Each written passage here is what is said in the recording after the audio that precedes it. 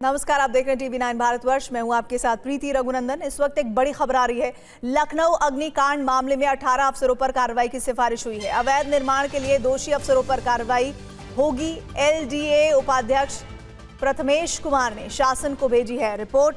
5 zonal अफसर समेत 18 इंजीनियरों के नाम भेजे गए हैं। तत्कालीन विहित प्राधिकारी दुर्गेश श्रीवास्तव का नाम है इसमें। अवनींद्र सिंह, बीपी मौर्य पर कार्रवाई की सिफारिश है। पीसी पांडे और आनंद मिश्रा पर कार्रवाई की सिफारिश की गई है।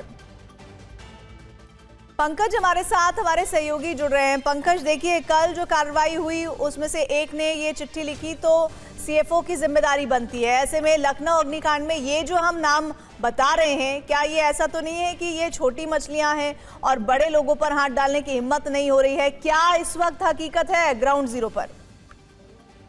देखिए, इसमें दो चीजें हैं। सरकार ने जो कार्रवाई एलडीए के जो प्रथमेश कुमार हैं बीसी, इन्होंने जो शासन को सिफारिश की है, ये 2016 का प्रकरण है, जब उस बिल्डिंग को सील करने के लिए नोटिस जारी की गई थी। फिर थोड़े दिन के बाद उसको निरस्त कर दिया गया था। उस समय के तत्कालीन और अधिकारियों के खिलाफ शासन में संस्तुति की गई है। उसमें कई ऐसे लोग हैं जिनकी मृत्यु भी हो चुकी है। हालांकि वो लिस्ट में नहीं है जिस पे कार्रवाई की बात की गई है, लेकिन इसमें कई लोग रिटायर भी हो चुके हैं, कुछ लोग निलंबित हैं। कुल 18 लोग हैं, जिसमें 5 जोनल सहित 18 इंजीनियर हैं। इनके खिलाफ कार्रवाई की अनुशंसा एलडीए बीसी ने शासन से, यानी प्रमुख सचिव आवास विकास को फाइल भेजी है।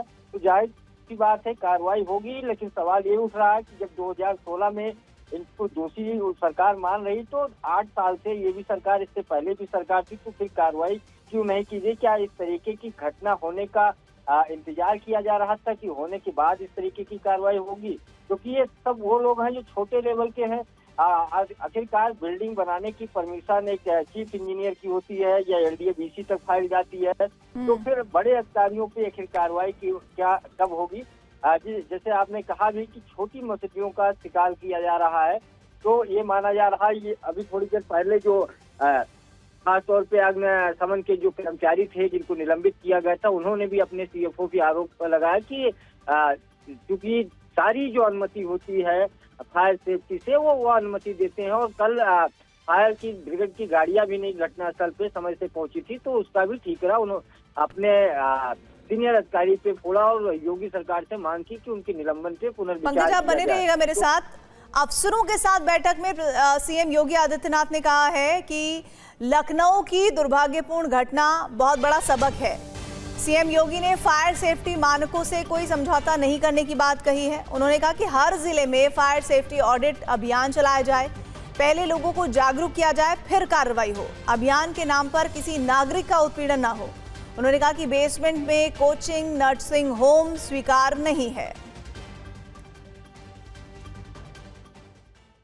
पंकज, शुक्रिया आपका जानकारी के लिए। इस बीच लखनऊ अग्निकांड से जुड़ी एक और बड़ी खबर। निलंबित एफएसएसओ ने सीएम योगी को चिट्ठी लिखी है। मैं छोटे स्तर का अधिकारी, कार्रवाई अन्यायपूर्ण, चीफ फायर ऑफिसर के पास सारे अधिकार, दमकल देर से पहुंचने के लिए सीएफओ जिम्मेदार। कल ही सीएफओ के बारे में जो बातें आ रही थी उसमें एक ये डेवलपमेंट है जिसको लेकर एफएसएसओ ने सीएम योगी को चिट्ठी लिखी है, जिसमें उन्होंने कहा कि मुझ पर जो कार्रवाई हुई है वो ठीक नहीं है, अन्यायपूर्ण है और मैं तो छोटे स्तर का अधिकारी हूं। उन्होंने कहा कि एनओसी और जो फायर ब्रिगेड की गाड़ी देर से पहुंची उसमें सीएफओ जिम्मेदार है, मैं नहीं।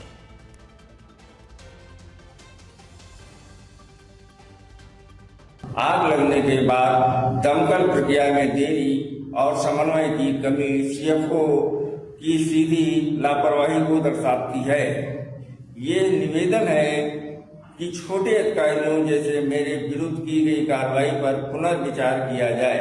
घटना की संपूर्ण जिम्मेदारी लखनऊ सीएफओ पर की जाए। सीएफओ के विरुद्ध कठोर विभागीय एवं कानूनी कार्रवाई की जाए। पीड़ित परिवारों को शीघ्र न्याय एवं उचित मुआवजा सुनिश्चित किया जाए। आपका विश्वासी कमलेंद्र कुमार सिंह,